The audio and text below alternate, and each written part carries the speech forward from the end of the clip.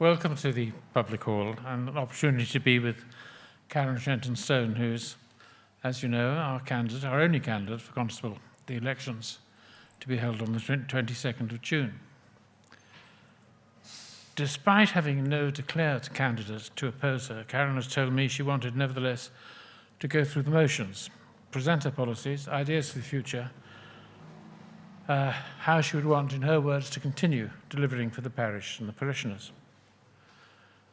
I might as well tell you, yes, my name is Hamish Crosby. I'm a retired broadcast journalist, and in my retirement I fill up my time doing the parish magazine. I've been asked to act as the sort of chairman of this meeting because Karen felt it needed it, because so many people are uncontrollable and awkward to deal with in this room. And so I rely on you, therefore, to put your questions, any questions on both parish or island affairs, to Karen. After all, she is deeply involved with both areas of activity. So my role is to be a conduit, really, for your questions, not to take over the meeting. But that said, I'll go back on my word immediately. And Karen, I know, is going to make a brief speech, but let me ask her to start the speech with this answer to this obvious question. Karen, you're unopposed, so why are you holding an election Hustings, or to be precise, a husting? I'm holding a husting because I introduced none of the above to the Assembly, which was passed quite overwhelmingly. And I've probably... It's your fault. Yes, it's my fault, and I've actually shot myself in the foot, because if I hadn't done this, I could have been sitting probably at home thinking I was Constable-elect. But I did it because in the interests of democracy, because I've sat in the Assembly for 4 years, and I've had a lot of people saying, oh, well, of course, you know, the constables on the whole, the ones, but there's some deputies as well who were unopposed in the last elections. And I just feel that we should be as accountable as everybody else. So it's up to the electorate to decide whether they want to put me in, and if they think that I've done a really bad job and I'm not doing very well, then they can, you know, vote for none of the above. I mean, I hope they don't. I just feel that we all have to be really accountable. So I've got my manifesto. I've been meeting people. I'm doing the online digital hustings. This morning I went off to, I've been visiting as much as I can and working in the office. So none of the above. I'm sitting here now wishing to goodness that I'd never brought it in, actually, but or that I brought it in the next sitting. But here I am. So we now know why we're here. Anybody wish to expand on that and find another reason for you coming along? Anybody got any questions? Could I make my speech? Oh, sorry, I thought you'd made your speech. No, that was my answer to you. Sorry. that was a long answer. Sorry. There's a lot of good sense in your proposition. None of the above, because sorry. I think we all know that there's not a lot of people queuing up to be constables. No. There are people queuing up to be deputies. It's a different thing altogether, but Connétable's got a lot of work to do in the parish in addition to in the States, and I know that in your case you've done a tremendous job in both directions. But to answer that sort of point there about none of the above, as I said, there's not many people queuing up to be Connétable because of all the extra work involved. There's always the possibility that a parish could have a person, and the only person who put themselves up for Connétable would be totally unsuitable. And it would make the parishioners have a rethink. Let's think who else we can put up for that as a candidate. And this is where the real merit is in your proposition, even though, as you say, you could have been sitting at home tonight. But I think it's a good thing that you have done that proposition and it has been passed. Thank you. Thank you. Thank you. So, carry on, Karen. Sorry, I beg your pardon. I know, sorry. I was just following the formats of all the other hustings. All the other candidates have all made speeches, so I thought I should do the same as everybody else. And so I wasn't expecting the question first, so if people will let me just say a few words first, that would be good. Thank you. So I'd like to welcome everyone here this evening and thank everyone for turning out. And for the past 4 years, I've had the immense privilege to serve you in the Parish of St Martin as your constable, both here and from within the States Assembly. And I believe I've been able to successfully strike a balance between these commitments to secure vital improvements for both St Martin and the island. In the face of some of the unprecedented challenges we've faced, not least the COVID-19 pandemic, we can be extremely proud of what has been achieved. From the funding secured for Livier Community Facility, to the refurbishment of the parish depot, to the extension of the village tea room, and thanks to the St Martin Housing Association, of which I am a member, 20 first-time buyer homes were completed in November 2020. St Martin has gone from strength to strength, and the parish's future looks brighter than ever. I've been honoured to work with an incredibly dedicated and effective municipality. Our honorary police are a model for the island, as are our roads and rates committees.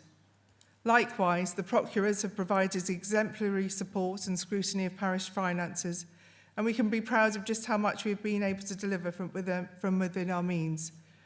Those of you who attended Saturday's Platinum Jubilee afternoon tea and the evening barbecue will know just how strong our community spirit is and what incredible things we can deliver as a team. And my grateful thanks, go to all those who helped to make the events such a resounding success. As you will have seen from my manifesto, there is still work to be done. If I'm re-elected, I will seek to expand the village green to incorporate a wetland area. Following the generous gifting of land by parishioners, and planning permission has finally been granted for a village green playground. Having secured a donation of £83,000, some preliminary surveys and an architect's design to transform our rectory barn into a community centre have already taken place. And the aim is to fund this project through donations to negate the cost to parish ratepayers. I hope that this centre will become a hub for a variety of artistic, cultural and social activities and opportunities. And one of the reasons I'm doing this is because we have such a sense of community here, that this hall is often in use, and the village green is often in use by different groups, and there's so much potential with the rectory barn. I've played an active role within the States Assembly as a member of a variety of scrutiny panels and committees, including as Vice Chair of the Public Accounts Committee and as a member of the Privileges and Procedures Committee, and through the many successful propositions I've delivered to the Assembly, some of which have received unanimous support. I am independent and I am pragmatic, and if re-elected, I will work with everyone I can to deliver genuine positive solutions to the crisis we now face. By working with other states members and islanders, by recognising the wealth of expertise within the island, I will confront the rising cost of living. We will confront the rising cost of living. In St Martin, we have 2 sites set to deliver new affordable housing and over 55 housing, for which there is a great need. We are playing our part in the island, but we need to push the Assembly and the next government to do theirs. I will continue to fight to make our island safer and more inclusive. Having secured funding for the island's first ever task force on women's safety, I intend to scrutinise how it is delivered and take action where I believe it is falling short. The States Assembly has simply not done enough over the previous decades to drive positive social change, particularly in this area, and I intend to be proactive and consistent in my efforts to guarantee that the horrifying accounts I've heard over the years are finally responded to and are not simply cast aside. Later this week, on Saturday at just after 11 a.m, the Island Games baton will pass through our parish. Commonwealth Games battle will pass through our parish. Each parish has been granted a theme, and ours is, rather fittingly, cycling. Last year, I campaigned for and secured the support of the States Assembly to deliver greater improvements to road safety for all users in order to protect more vulnerable road users. If re-elected, I will seek to ensure that greater protections are delivered upon and ensure that we have the infrastructure needed to promote greener transportation options. I will work through the Parish Climate Liaison Group to deliver improved environmental practices in St Martin, and I intend to use my successful proposition on mitigating the use of palm oil in Jersey to ensure that we take care of what we bring into the island to further guarantee sustainable resourcing in our push towards carbon neutrality. Our island boasts a world-class agricultural sector. It has for centuries, and I will fight to ensure that its concerns are not ignored by government. The growing global food crisis only served to underline its importance. And while I welcome the Government of Jersey's economic framework for the rural environment and its rural initiative scheme, we need to go beyond this and guarantee agriculture's position at the heart of Jersey's culture and heritage. The Jersey cow is iconic, as is the Jersey Royal. They are world class, and we need to protect their future. Finally, as Constable, I'm a constable and a candidate who believes in strengthening our democracy. As I said, I introduced what is perhaps the proverbial elephant in the room, none of the above or nota, because I believe that it is the voter who should have the final say in whether any member of this assembly is elected, uncontested or not. It is you who should have the final say of whether I should be your constable for the next 4 years. For those with concerns over the new electoral system, I will work to ensure that we review it and work harder to guarantee a more inclusive and accountable debate over electoral reform compared to what we have experienced in the past. And I will continue to defend the vital role of the Constable as a member of the Assembly. To summarise, I believe that the past 4 years have demonstrated that I'm a Constable who can deliver, a Constable who fights to make St Martin the best it can possibly be, and who will work across the Assembly to deliver the change we need to make our island a fairer, safer, greener, more accountable and more inclusive society. I would be honoured to have your vote on the 22nd of June and to be returned as your Connétable. Thank you.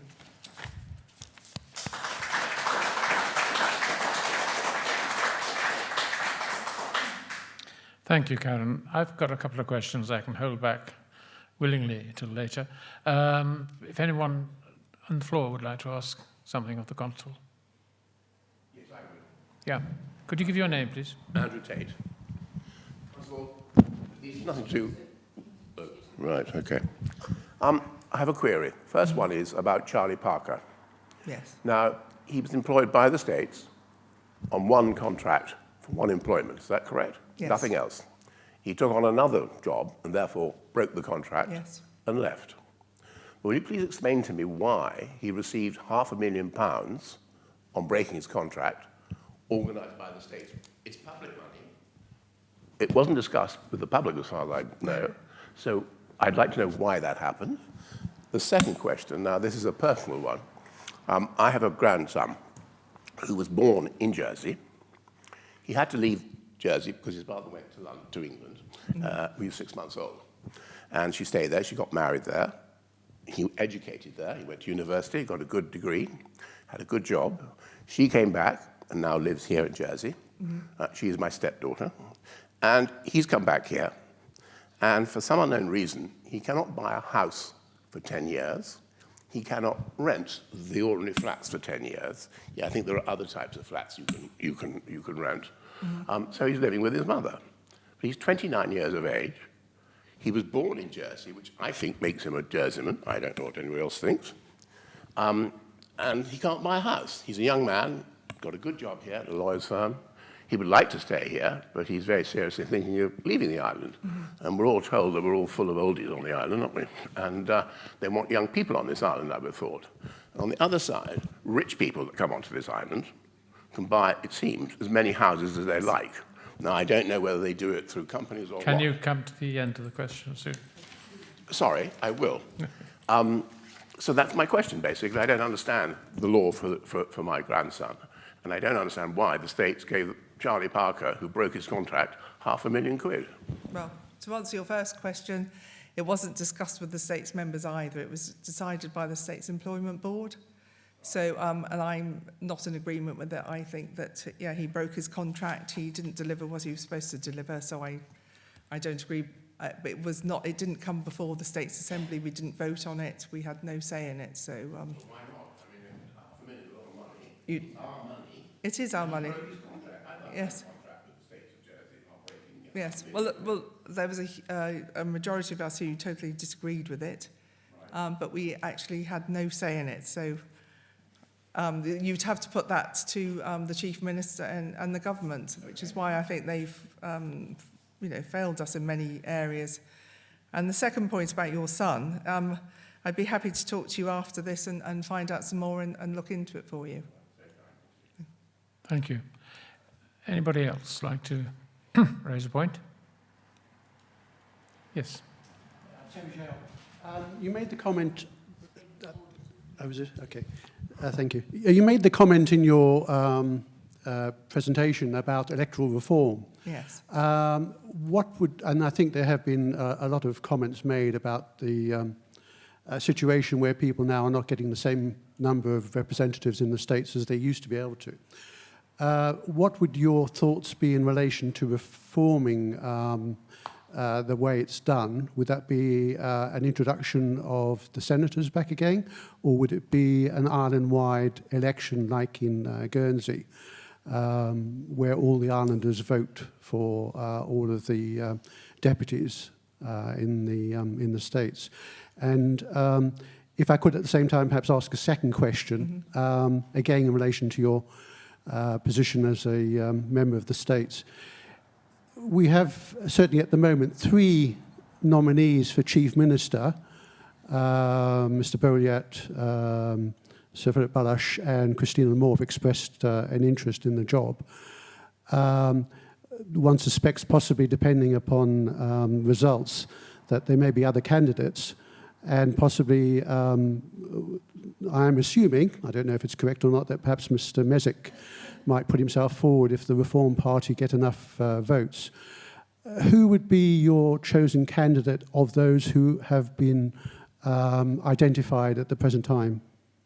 Of those identified at the present time, I'm a fiercely independent candidate. I think Jersey is actually too small for parties.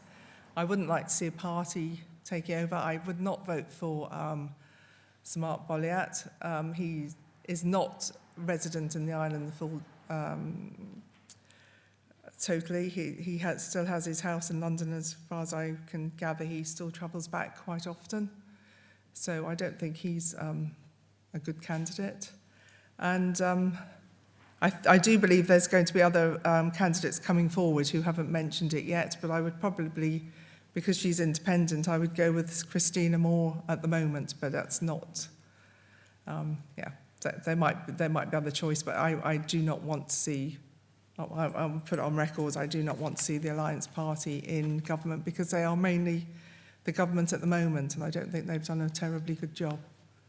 Would you, judging by where you asked the question, Terry, would you be looking forward to an island-wide representation? And so I was going to say yes. Oh, sorry, I thought... Sorry, I didn't mention. I didn't answer the second one. Sorry.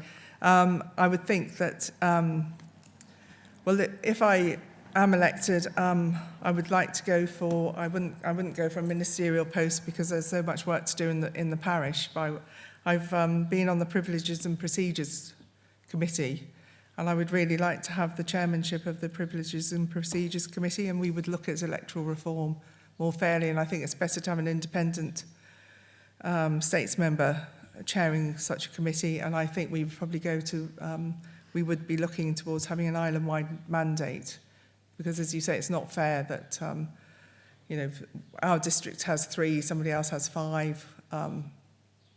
And we would, and if there's the will, we would also look at, probably returning the senators. But if we did return the senators, I think the senators sort of failed when it was when they were reformed. It used to be that the senators went in for a 6-year term, and it was on a rolling. So every 3 years, the senators would be voted back in. So you had some elder statespeople who had the experience, and that worked incredibly well. I think the death of the senators started to come when they were reformed and they went in for a 4-year period, were voted in with everybody else, and it was just it was mainly deputies stepping up to become senators, and we didn't there wasn't much difference in the assembly.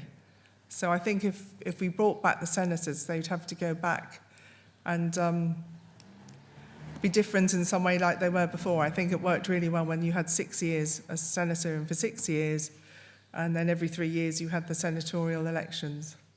So, and I am very willing to look at both those. because this new system is not great. People in St Helier, some of them can vote, for 5. We can vote for 3. It's not. They say it's a fairer system. It's not. No, any thoughts? You're going to ask me a question, sorry. I was wondering if it came from a wish to have a Ireland mandate again. I personally, I think I would go down or try and do something with the senators on an island-wide basis, because the thought of having to elect 37 or 39 people off one sheet of paper fills me with dread. It's bad enough sometimes having to find 3 candidates from 6. So I know Guernsey managed to do it, but having been involved with the counting and the electoral process, I just don't know how that would work. One would have to consult with Guernsey, I think. So my preferred route would be to have some form of senator-type person perhaps coming back on an island-wide basis. Thank you very much. Yes, Mrs. Clapham. Jill Clapham. Actually, Terry has covered the main question I wanted to ask, which was about electoral reform, which I hope is going to happen, because I've not met anybody who's happy with the current system. But really, I also want to make the comment, and I'm assuming that Karen will be for keeping the constables in the States. Yes. And I would like to comment that I think Karen is exactly what a modern constable should be. I've lived in the parish a very long time and seen lots of excellent constables. But Karen has been very visible in the States and spoken up and used her position there exactly as any other States member has used. And she has also been extremely visible and approachable in the parish, which I think is a fantastic job. You only have to see her on Saturday, A, making the teas, B, dancing in the evening, with her very energetic husband, wherever he is. And she has been just what one would hope every constable in each parish will be, and a very important part of our States Assembly, which is their representative of only 100,000 people. And I would just like to comment on that. Karen, I'm sure you're going to stick out for constables staying. Yes, I am. Thank you very much. And that's one of the reasons I went in 4 years ago, because I thought that we needed to update the constables and bring them into the 21st century more. And there's others who've joined since, and we are trying to be as relevant as possible, because we are the only ones now who are keeping the parish boundaries. We've lost Your parish work's going to be deputies. even harder, actually, isn't it? Yes. Yeah. So Yeah. we've lost parish deputies, and which is really sad. The constable's staying, and we can keep the parish boundaries, and we can do so much work as a constable. I think a lot of people who are detractors don't realise. And when people say, "Oh, it's a lot of work," I think the people who, on the whole, who go for constables, we're quite happy to do that, and we can help out. There's not all this red tape. So if we've got somebody who's fallen on hard times or something, we can directly help people, and they don't have to go through central government or whatever, and it's good. And thank you very, very much for your comments. Thank you. Just reminded during that exchange that one of our senators a few years back told me the best thing about being a senator was going onto an American cruise ship. You've got the most extraordinary service. Another question from somebody? Someone around? Yes. Would you just wait? It's being recorded, so if you could give your name for the posterity and... Grant Rogerson.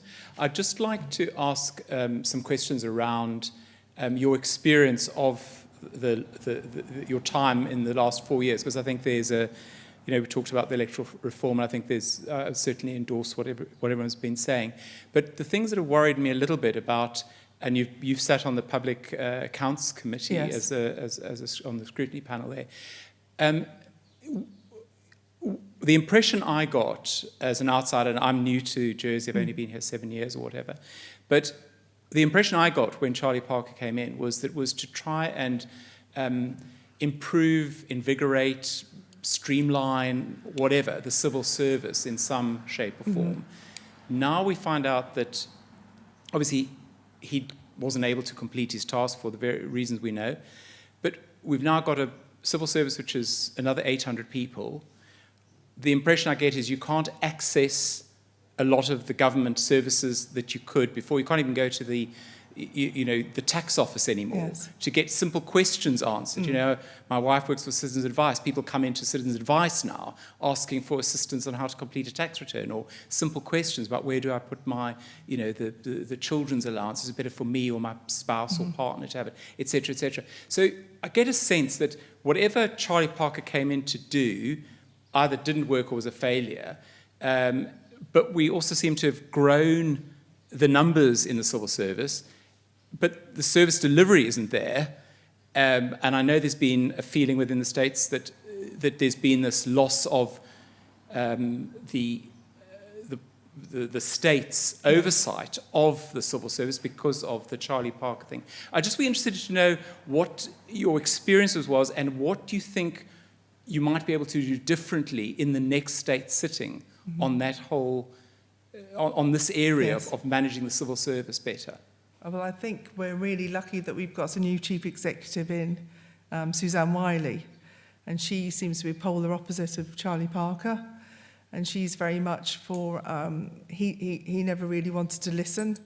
I chaired the OneGov review for a while, and he said to me, oh, you need to come over to my office and have a chat. So I went over, and luckily I took one of the officers with me, and he said, oh, right, I've got your list of what you need to do, and, if you follow this. And I said, no, thanks very much. I'm heading the inquiry. I don't need you to tell me because we're actually looking into, what you're doing. But that's how he managed. Suzanne Wiley is completely and utterly different. She goes by consensus. She's very interested.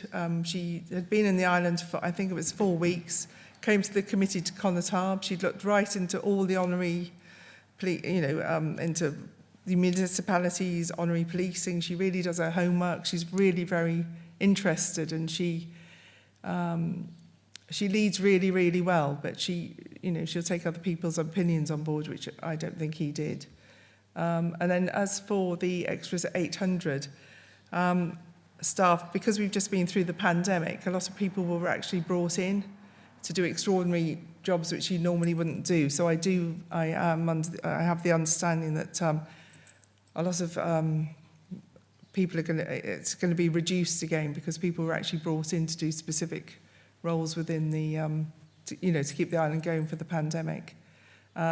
I think we need to watch this space with Suzanne because I have a great deal of respect for her. And I think with the new assembly as well, it'll be a completely different animal because a lot of the new assembly won't be the people who had, voted in P1, which voted in Charlie Parker, and Charlie Parker got in sort of in the en repos purdah, well, not when it's spent, so we changed it to en repos.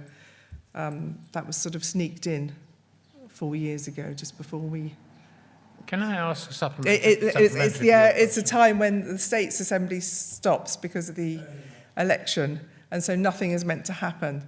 And somehow all that got slipped through with Charlie Parker, so...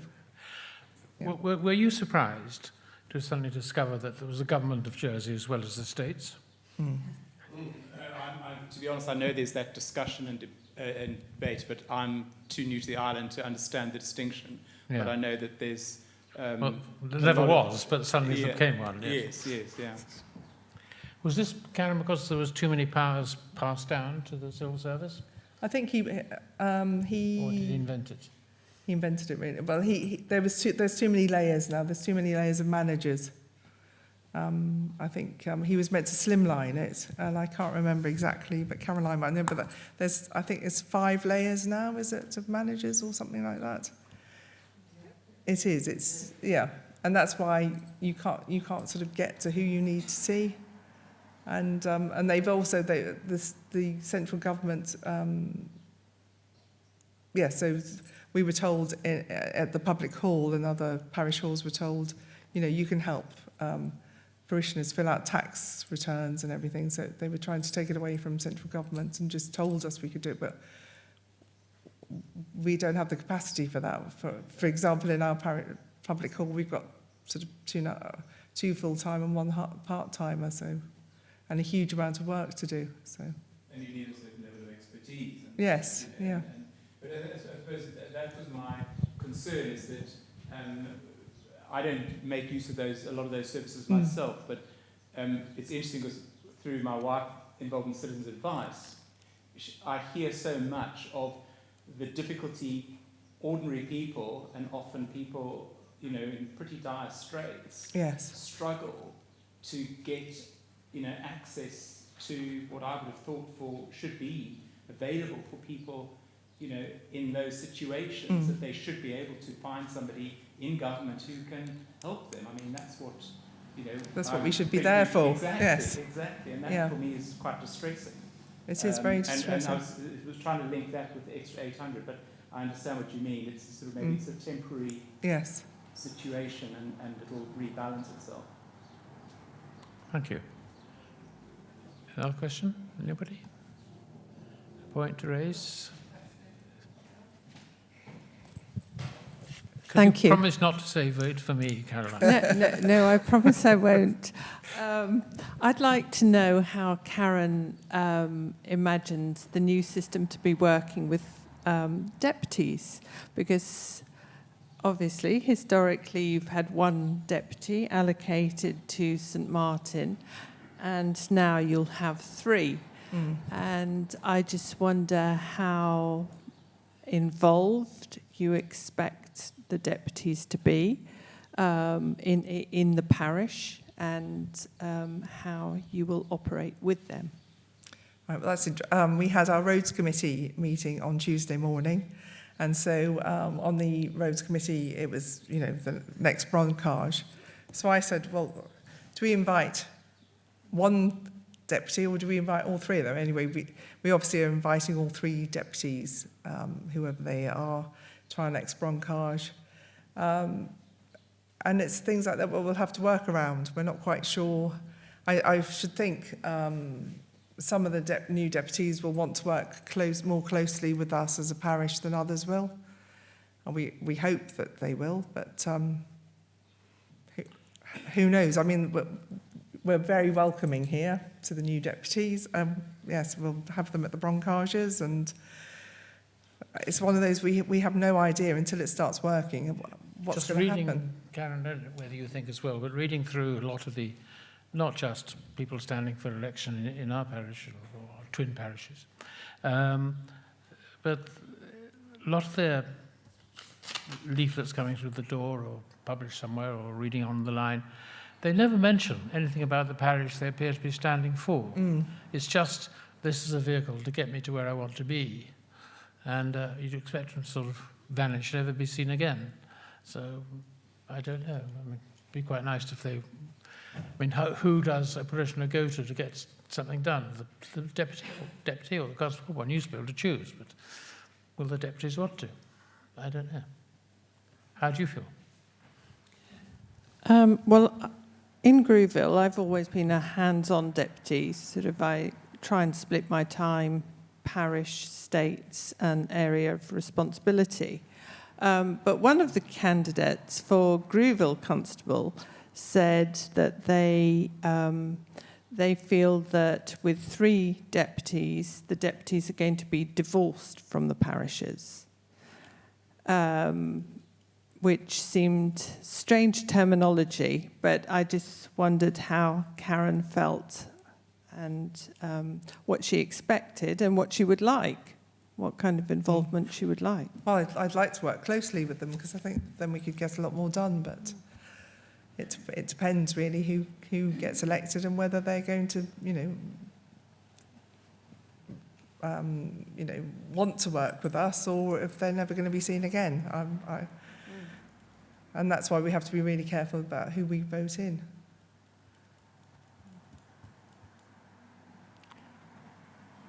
Can I ask? Sorry, yes, another question. Well, unfortunately, I've got a number that I don't want to take over. But I'll give you another one. Yes. I'd be interested to get a view from you on, again, reading a lot of the paperwork that's come through. It's all these great worthy things about we've got to deal with the population issue, got to deal with the housing crisis, and amongst many other things. Do you have any idea or practical ideas as to how the housing situation could be dealt with? I have a few, but I'm sure they wouldn't necessarily be ones that a lot of people would agree with. But I'd be interested to know whether you have an idea as to how that housing crisis could potentially be dealt with. And I mean, whether it's from too many people coming onto the island buying second homes, or not even being from the island buying homes, but also down to the level of a lot of NIMBYism, not in my backyard sort of stuff. And I'm encouraged by what you said, because I'm delighted about this development down here that, as you say, opened in November 20.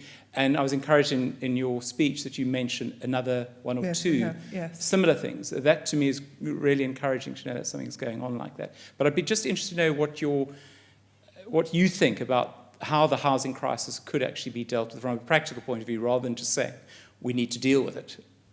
I would stop. I'd be. It's really, really difficult. So I think that all the parishes have to step up and build houses. It's very true. Nobody wants to have a house, housing estate built next to them. So there's a lot of NIMBYism. But I think where we've chosen in the parish, we've said that they'll be, really tree lined, and it'll be very sensitively landscaped. And Terry Jo, who's on our St Martin's Housing Trust, who's been one of the main drivers for having the first-time buyer homes, and it's the second development they've done. It's beautifully landscaped. How you solve the crisis, I don't know, but I would stop people doing buy-to-lets, probably, or put in more safeguards about that, because there are some people who just seem to buy up the properties and don't let them, or just keep them in case they want to sell them on. There's huge problems with that. I wish I had a solution. I just think that if the parishes do their bit to help, that goes some way. But if you've got any really good ideas, I'd be most welcome to hear them. Just really. tax it.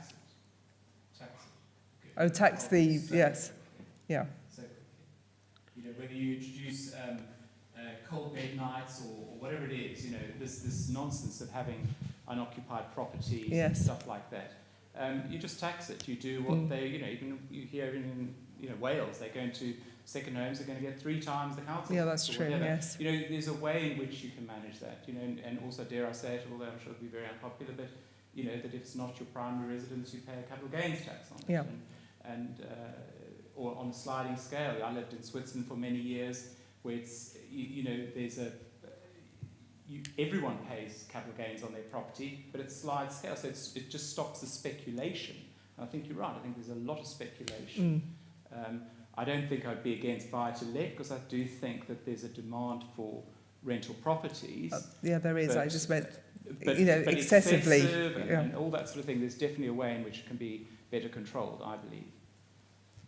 But tax it, and I promise you, I think you would put a dampener on the market quite quickly.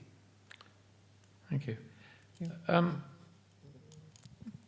Karen, there was, I asked you to take your mind back. I remember being in here when you addressed the court during the Visite Royale, and you said that when the loan to the estates for La Vieille École is paid off, we'd be in a very strong situation financially as a parish. Can I ask how long that is?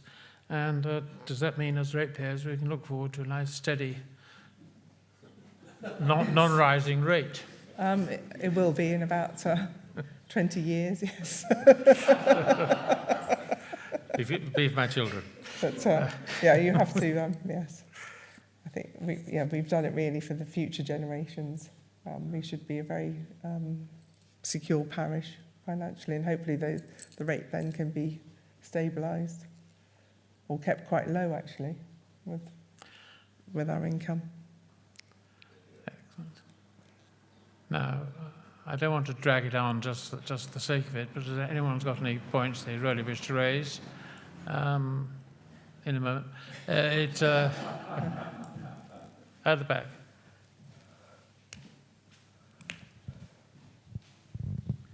Owen de Grishy. Karen, you're talking about electoral reform.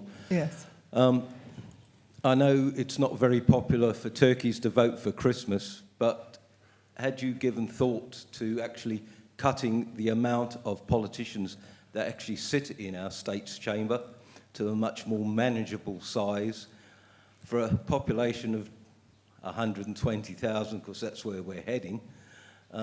We don't need the amount of state members sat there twiddling thumbs and making silly decisions.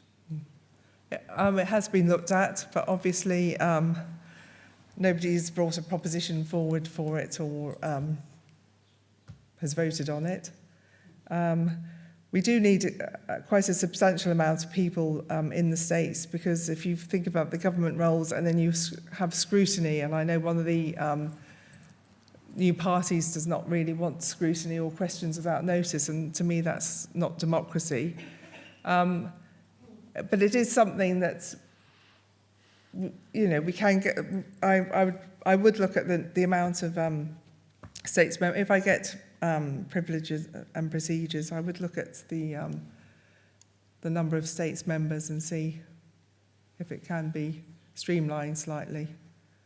I don't think you'd cut out a huge amount of, because some of us work really hard and long hours.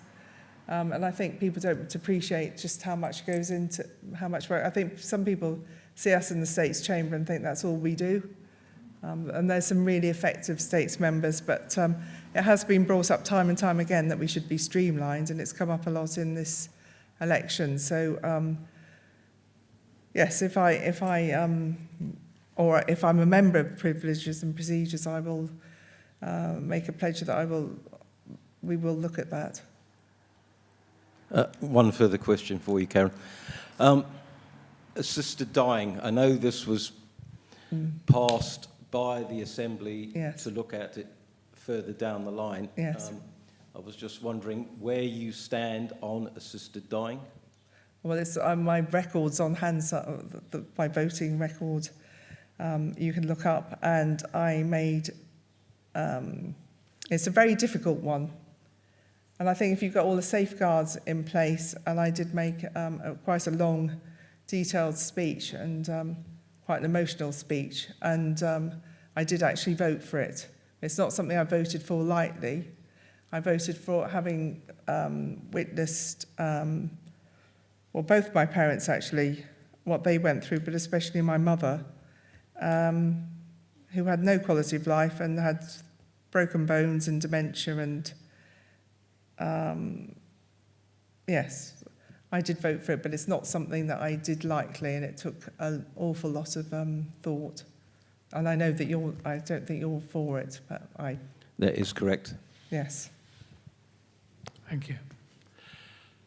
It's coming up to 7:45. Maybe we could take 1-2 more questions at the most and call it a day. I know you're waiting to pounce. Anybody else? Well, let's have you ask the last question of the day, Lord. I just want to ask about sort of arts and culture question, really. And Yes. Again, it's a huge frustration. Sorry. Arts and culture question, big frustration on where we sit with actually, a very impressive state's asset that has been allowed to fall into absolute, unusable, the Jersey Opera House. And I was really encouraged that money was found in the COVID funding, or whatever Fiscal it was called. stimulus, wasn't it? Fiscal stimulus, £2.5 million. I thought, wow, this is brilliant. You really get on and do what had been years of neglect, of not proper maintenance, from what I understand, etc., and having had kids who've been involved in, the musical theatre productions and so on that have been put on there. What a fantastic venue. And to see it shut for the length of time it's been shut is just a disgrace, frankly. And then to find out that because they couldn't manage it or couldn't find the right people to project manage it, if I understood it correctly, that the funds are pulled. You know, and I just think that's a big regression. I was up at the Jersey Agricultural Grounds, what are they called, for the production of Chicago. And, you know, what a great production. And, again, that could have and should have probably been at Jersey Opera House. But now someone's got to put up a tent and a top wall and whatever it is, put on a fantastic show. We've got great talent here. And it seems to me that that's a missed opportunity. And I'd love to be interested to know that that's something that would get your strong endorsement to sort out. Yes, I was chair of the Art Fund over here for many years, and a member of the Art Fund, and my background is the arts. And, well, actually, not many people know this as well, but I did work for Citibank for several years, and I was a personal banker, but my preferred profession was the arts. And I think that we don't do enough for arts and culture over here, and they've just really missed a trick. We need a proper arts minister over here, because having been chair of the Art Fund, the wealth of amazing art from world-renowned artists through the centuries, which are in private collections over here, which actually could be put into an art gallery, which would actually then bring tourism over. And if we could do up the Opera House again and do a lot more with the arts and heritage, it would be so much more vibrant. And when you think that all through COVID, people couldn't go out, they couldn't do anything, and it was actually the arts that sustained people. You know, if you think about it like that, you know, people couldn't go out, but they watched programs, or they watched, you know, opera, or they did this, and or they took up painting or something. But it's the arts, and it's never been given the prominence it should be over here. So I think I've put on there, and that's why I would like to do the barn up as well, because I would like to do lots of, you know, community activities there. But it would also, it's going to be 2 floors, and it's upstairs. You could have, you know, lectures up there, or you can. I think the Law Society would be interested in using it, or it'll be set up that you could have a gallery up there every so often and have a, you know, an art show, and downstairs you can do classes or yoga or Pilates or, you know, meetings or whist or whatever. So it could be multifaceted, but I'm a great believer that the arts is really underfunded over here, and it's appalling, and I've mentioned it several times, but yeah. And it's a disgrace that the Opera House has not been done up.